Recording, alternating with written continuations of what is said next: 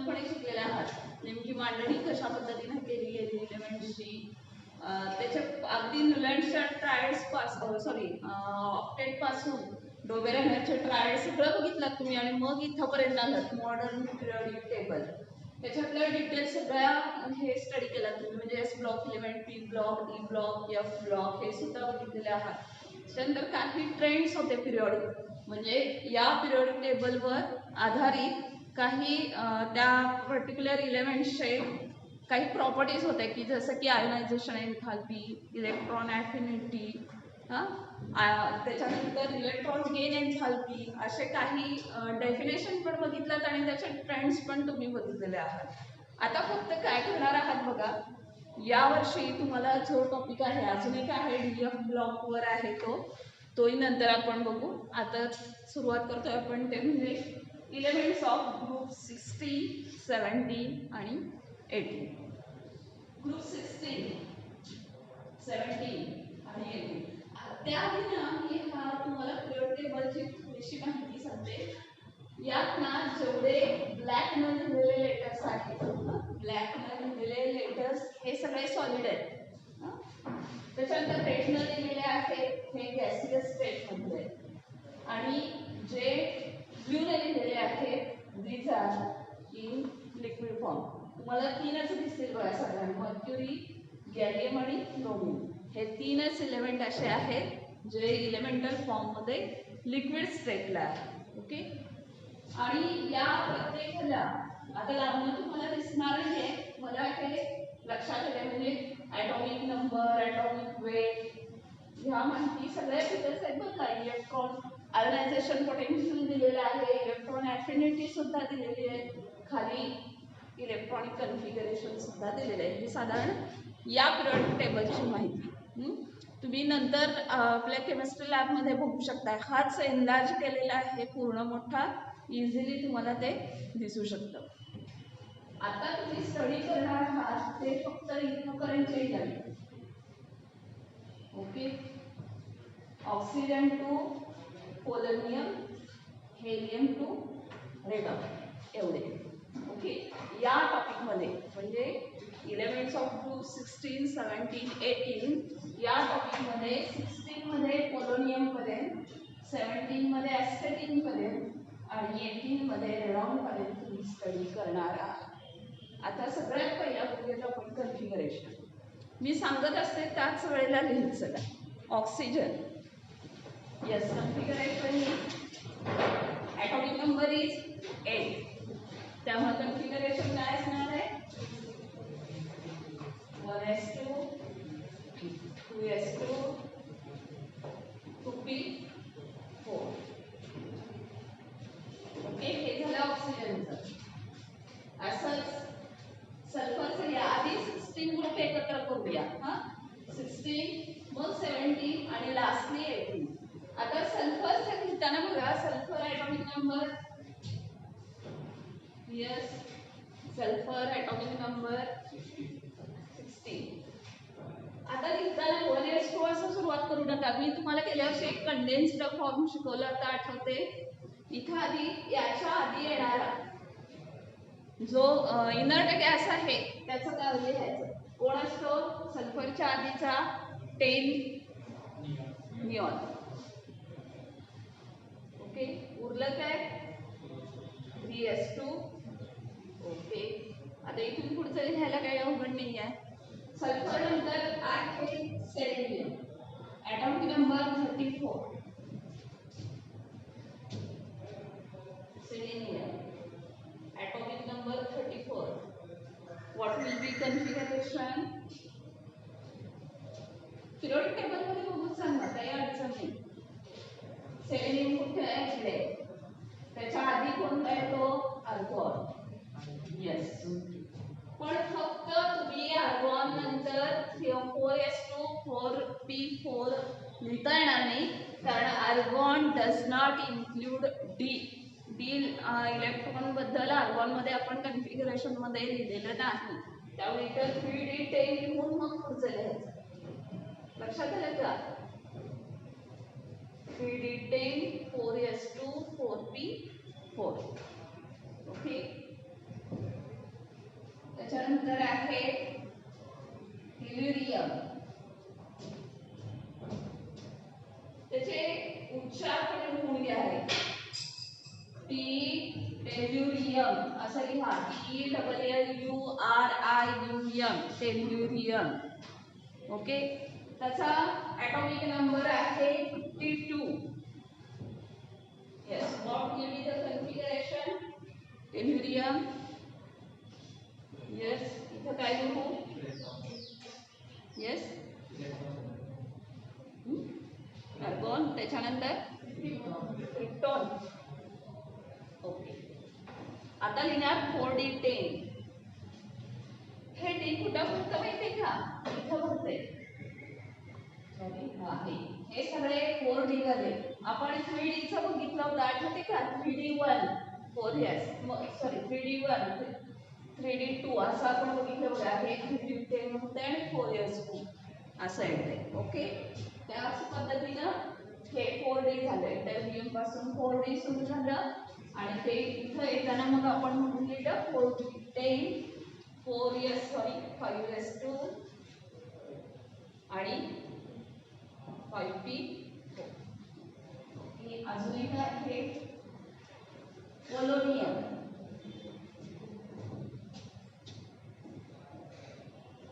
नाव पण लिहा polonium. Atomic number 84. Configuration सांगा. Yes. What is configuration? Xenon. Yes. पुढं काय लिहू सांगा? Xenon.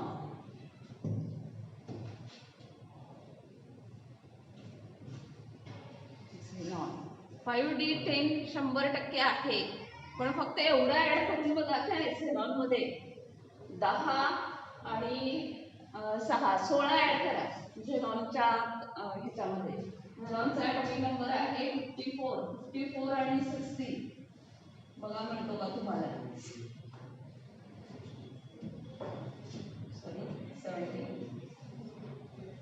यस. म्हणजे एवढं नाही, अजून 14 इलेक्ट्रॉन कुठे तरी राहिले. 14 कुठे राहिले बघा. तुम्ही जर या ह्याच्याकडे लक्ष दिलं तर तुम्हाला लक्षात येईल इथं हा प्रियम आहे आणि इथून पुढं हा एक ब्लॉक स्टार्ट होतो. इथून ऍक्च्युली इथे येतो हॅडमियम पासून, म्हणजेच त्याच्या आधी लॅन्थनम असतं. ही लॅन्थनाइट सिरीज आहे ती इथं आहे आणि लॅन्थनाइट सिरीज मध्ये एफ एंटर होतो. ओके. आणि एफ असतो तो आधीच्या N-1 असतो, म्हणजे तो 4F14 असणार आहे. 5D सॉरी N-2 5D10 असणार आहे आणि आता इथं 6S2 आणि 6P4. आलं लक्षात? कन्फिगरेशन पाठच करायचे. कन्फिगरेशन विचारलं जाऊ शकतं 1 मार्काला किंवा मल्टिपल चॉईस मध्ये पण येऊ शकते. अतिशय सिंपल. एकदा तुम्हाला बेसिक कन्सेप्ट समजला याच्या मागचा तर काही अडचण नाही लिहायला. हा झाला कुठला ग्रुप? 16. आता 17 कडे येऊया. 17 चं नाव बऱ्यापैकी तुम्हाला ओळख आहे. Fluorine, chlorine, bromine, iodine, acid. Okay. Start करा लिहायला फ्लोरीन पासून. फ्लोरीन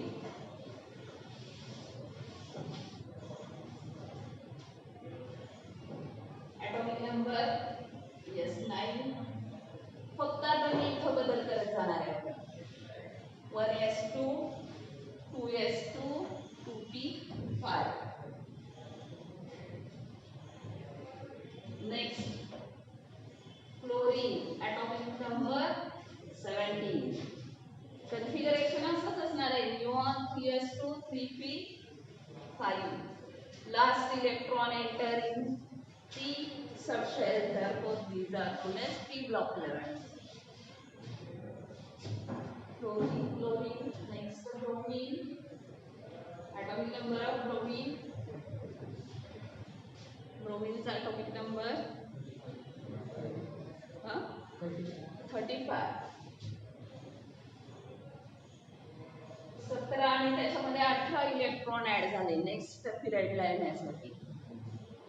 ब्रोमीन झालं आयोडीन. या चेंज केला त्यांनी.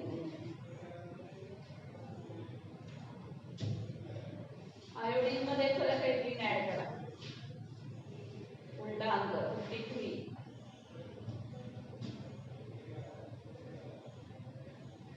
कन्फिगरेशन सेम हेच फक्त 5 बनायचं इथं शिस्तीतल्या काय अडचण नाही. पूर्ण केलं configuration. And last, astatine with atomic number 85. Astatine 80 or yes, yes. Atomic number 85.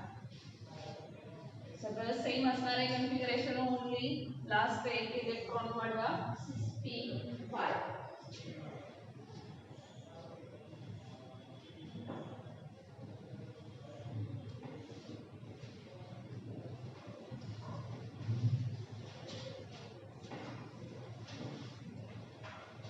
झाले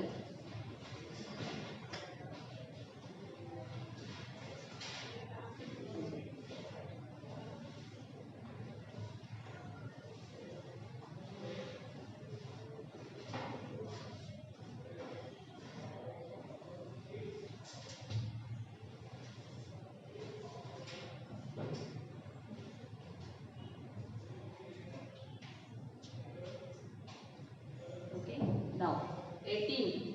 It is inert gas. सगळे inert gas आहे. कन्फिगरेशन अतिशय सिंपल आहे. शेवटचा पूर्णपणे फिल करायचं इलेक्ट्रॉन 2p6 होईल सगळीकडे. पहिल्यांदा सॉरी हेलियम सुरुवात होणार आहे. Helium 1s2 neon argon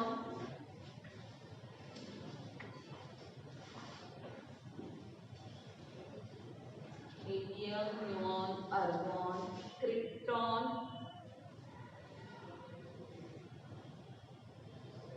xenon, and finally radon.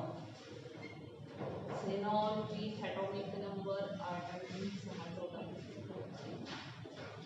and radon with 86.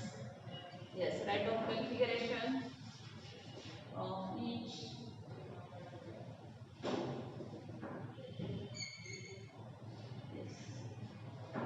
Configuration for inert gases. Inert का आहे कारण यांचा प्रत्येक सबशेल भरलेला आहे, प्रत्येक ऑर्बिट फुलफिल झालेला आहे. पहिलं डुप्लेट, दुसरा असेल तर ऑक्टेट, तिसऱ्याचं पण ऑक्टेट, डी असेल तर पूर्ण भरलंय, डी असेल तर पूर्ण, एफ असेल तर पूर्ण आणि लास्ट ऑर्बिट विथ ऑक्टेट. आणि त्यामुळेच यांना इनर्ट गॅसेस असं म्हटलं जातं. अतिशय कमी क्रियाशील असणारे.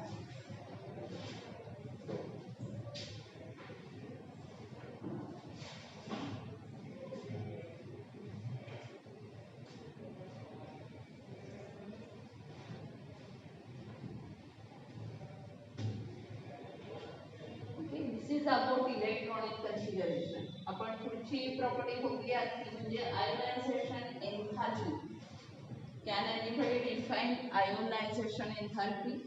लिहितच एखाद्याला उत्तर द्यायला हरकत नाही. आयोनायझेशन एन्थाल्पी लास्ट इयरला तुम्ही स्टडी केलेले आहात. Ionization enthalpy, electron gain enthalpy, electron affinity.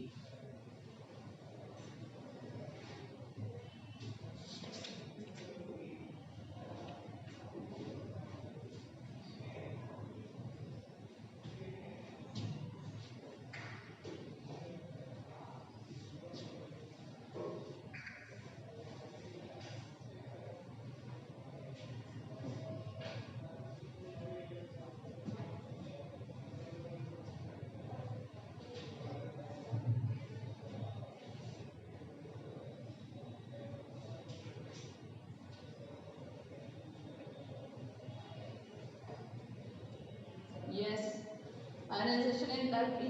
Anybody define?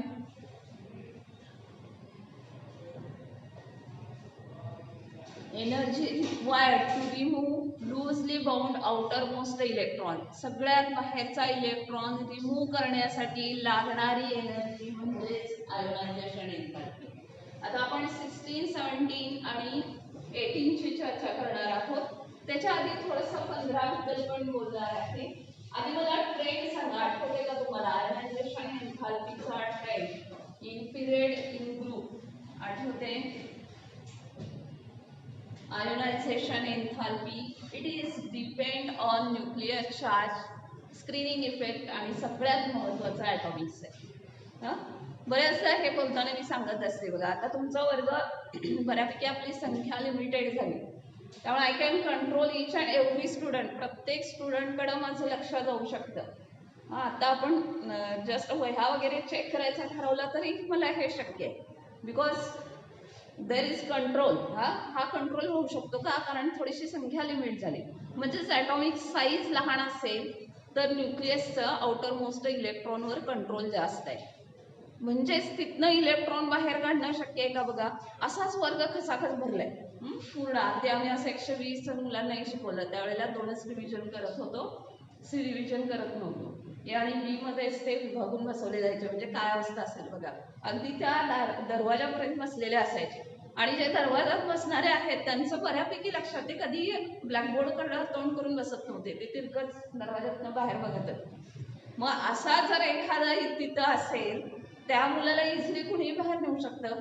मी फळ्यावर लिहितीये तोपर्यंत त्याला कुणीही बोलवून नेऊ शकतं. आता ते पॉसिबल आहे का, नाही. म्हणजे काय झालं बघा, आयोनायझेशन पोटेन्शियल काय झालं, जेवढं ॲटॉमिक साईज जास्त तेवढं आयोनायझेशन पोटेन्शियल कमी, आणि जेवढं ॲटॉमिक साईज जास्त कमी तर आयोनायझेशन पोटेन्शियल वाढलं, कारण तिथनं इलेक्ट्रॉन तुम्ही इझिली बाहेर काढून घेऊ शकत नाही. हे झालं आयोनायझेशन पोटेन्शियलचं. आता ॲटॉमिक साईज पिरियडमध्ये नेमकं कसं वर्क करते. जर तुम्ही पिरियडमध्ये लेफ्ट टू राईट गेला हळूहळू ॲटॉमिक साईज कमी कमी होत गेले.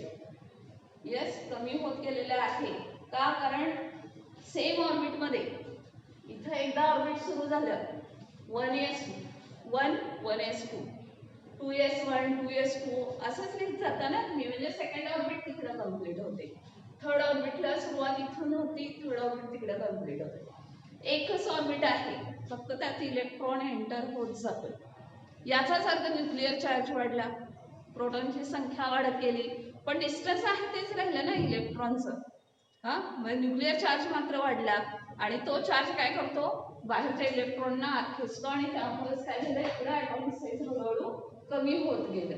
आणि त्यामुळेच तुम्हाला इथं ॲटॉमिक साईज कमी झालं म्हणजे आयोनायझेशन एन्थाल्पी काय होणार, 16 17 18 आयोनायझेशन एन्थाल्पी.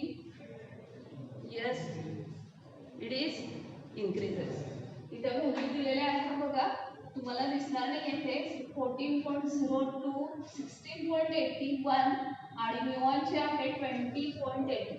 हळूहळू ग्रॅज्युअली इन्क्रीज झाली. पण तुम्ही जर हे जर कन्सिडर केला 15ला 14.2 आहे ती. ओके, 15 बद्दल ऍक्च्युली तुम्हाला आता स्टडी नाही आहे, पण तरी पण सांगते तुम्हाला.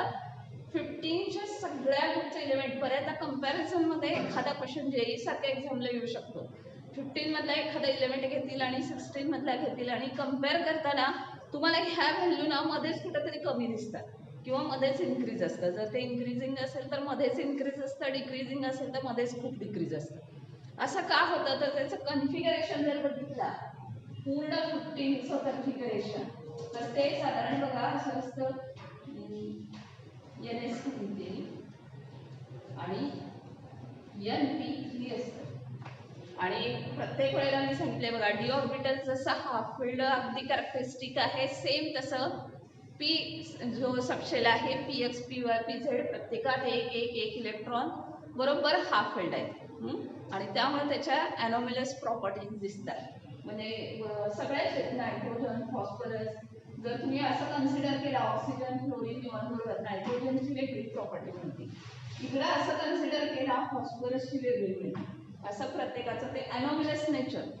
या आधीच्या सिलेबसमध्ये ना पूर्ण पी ब्लॉक असा टॉपिक होता, आता तो खूप रिड्यूस झाला. म्हणजे तुम्ही फक्त 3 ग्रुप स्टडी करताय. या आधीच्या विद्यार्थ्यांनी 6 ग्रुप एका टॉपिकमध्ये स्टडी केलेले आहेत. जवळजवळ 68 पानांचा तो टॉपिक असायचा, आणि त्यात ॲनोमलस नेचर 100% विचारलं जायचं, नायट्रोजनचं किंवा फॉस्फरसचं ॲनोमलस नेचर. तर ते नेचर का होतं, due to half filled p orbital. Half filled p orbital हे व्यवस्थित लक्षात कॅरेक्टरिस्टिक MCQ ला येऊ शकतो. ओके, आयनायझेशन एन्थॅल्पी झाली. पुढचा पॉइंट आहे तो म्हणजे इलेक्ट्रोनिगेटिव्हिटी किंवा इलेक्ट्रॉन ऍफिनिटी. इलेक्ट्रोनिगेटिव्हिटी किंवा इलेक्ट्रॉन ऍफिनिटी.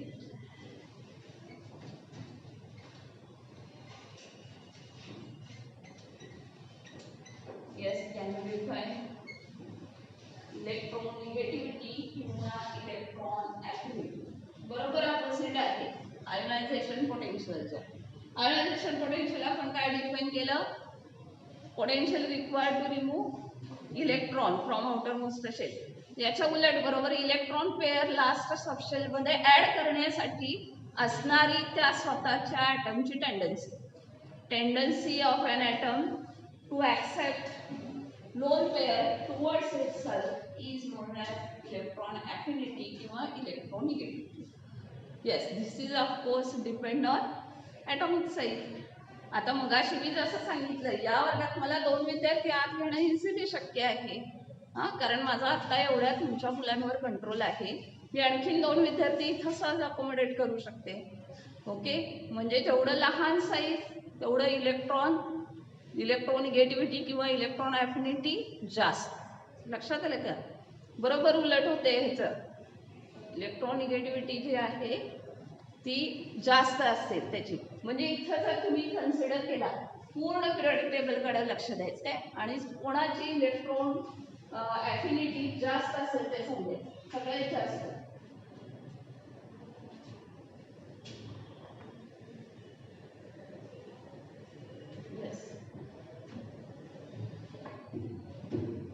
व्याख्या कळली आहे. ॲटॉमिक साईजवर डिपेंड असते हेही कळलं. Tendency to attract electron pair, कुठल्याही ॲटमची स्वतःकडे इलेक्ट्रॉन खेचून घेण्याची क्षमता. हे अर्थातच जास्त कोणाची असणार आहे ज्याचं ॲटॉमिक साईज सगळ्यात कमी. बरं, पूर्ण पिरियडिक टेबलमध्ये सगळ्यात कमी ॲटॉमिक साईज कोणाचा असेल सांगा, मग आपण ठरवू त्याची इलेक्ट्रॉन ऍफिनिटी कमी आहे की जास्त आहे. ॲटॉमिक साईज बद्दल ग्रुपमध्ये काय होतं, वरून खाली ॲटॉमिक साईज इन्क्रीजेस आणि लेफ्ट टू राईट डिक्रीजेस. मग ठरवा ना आता, काय अडचण आहे? यस, हेलियम म्हणता येणार नाही आपल्याला.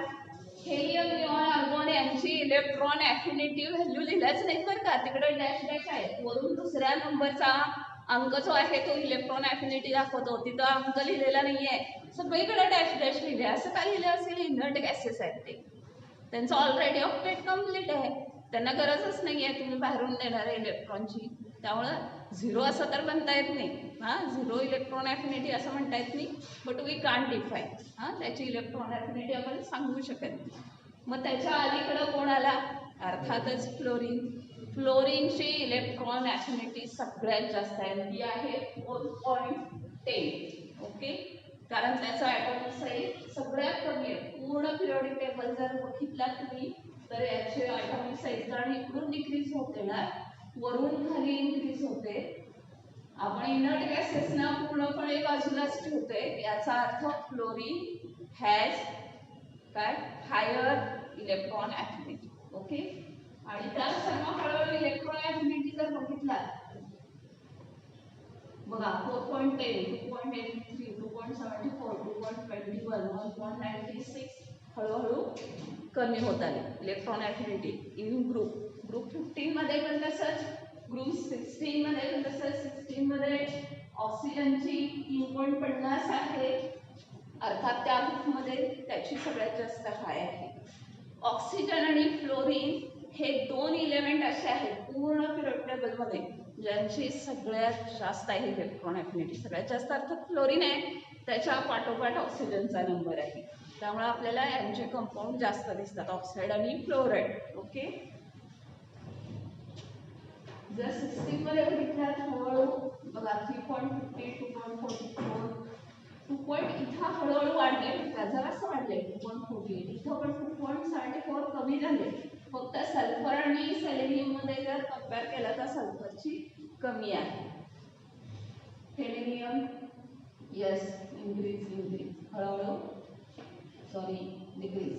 2.01 1.76 असं हळूहळू डिक्रीज होतात इलेक्ट्रॉन ॲफिनिटी. आता असं आपण पुढची प्रॉपर्टी बघूया, electron gain enthalpy.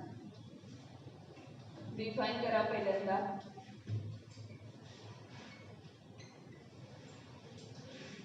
Enthalpy electron gain त्या शब्दानुसार डेफिनेशन आहे, enthalpy difference required during gain of electron.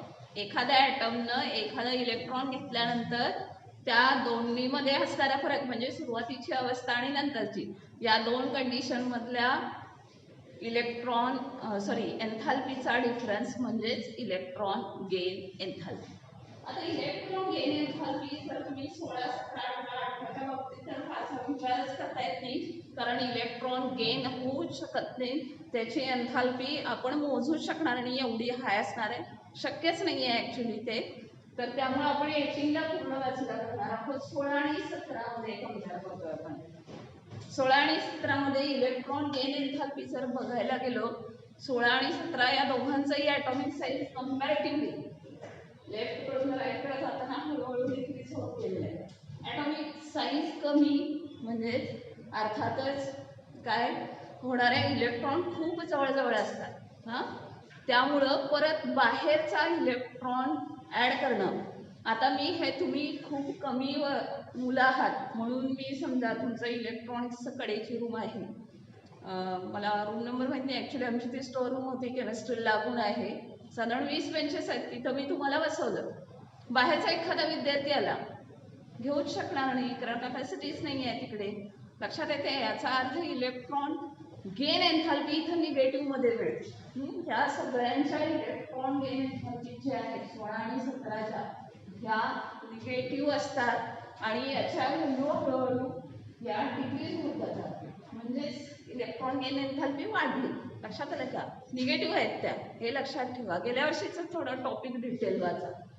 हे इथं तुम्ही 1-2 ओळीतच लिहायचं आहे, पण कन्सेप्ट क्लिअर करायचे असतील तर 11वीचा topic detail watch.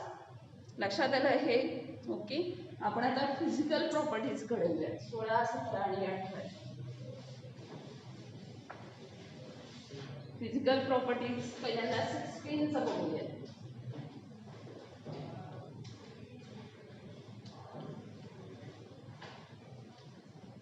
Physical properties of group 16 आधी बघूयात आपण. 16 ऑक्सिजन.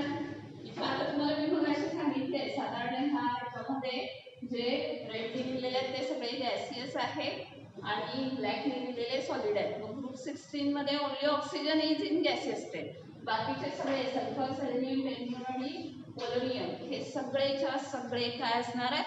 सॉलिड आहे. सॉलिड असले तरी यातले ना सल्फर आणि सेलेनियम हे मेटॅलॉइड आहेत.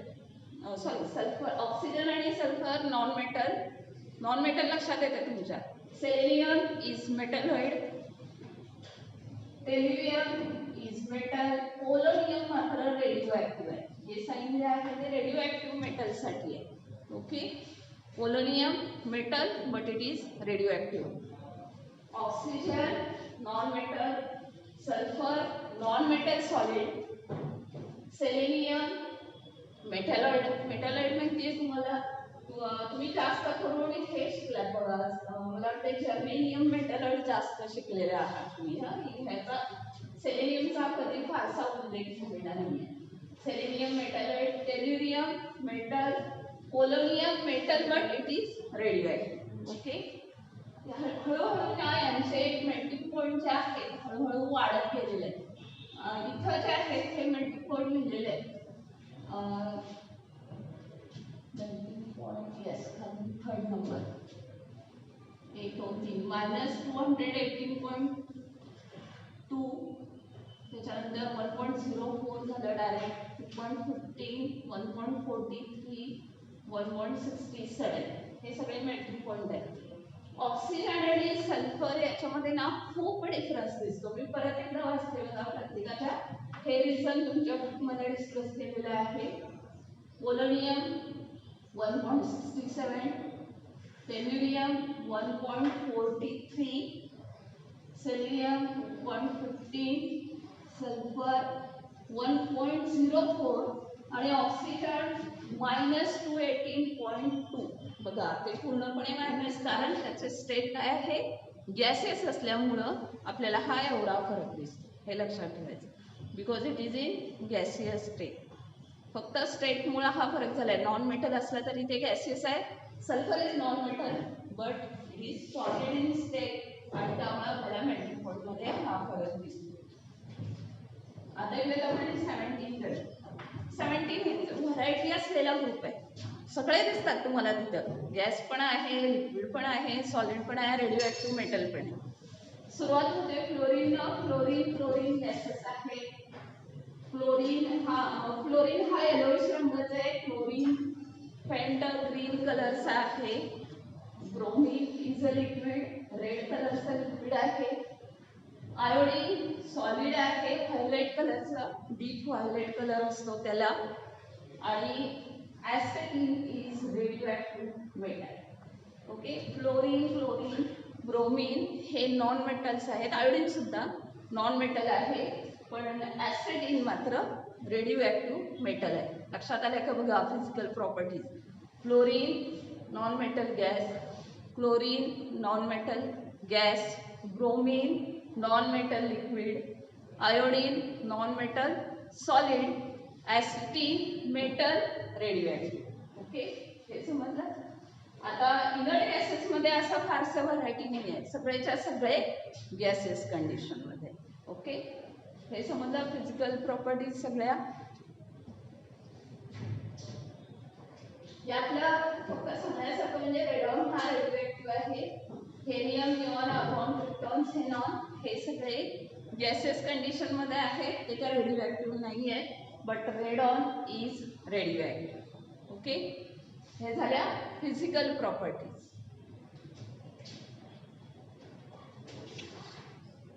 वेळ झाली आहे का सांगा, नाही तर मला पुढे जायला पाहिजे.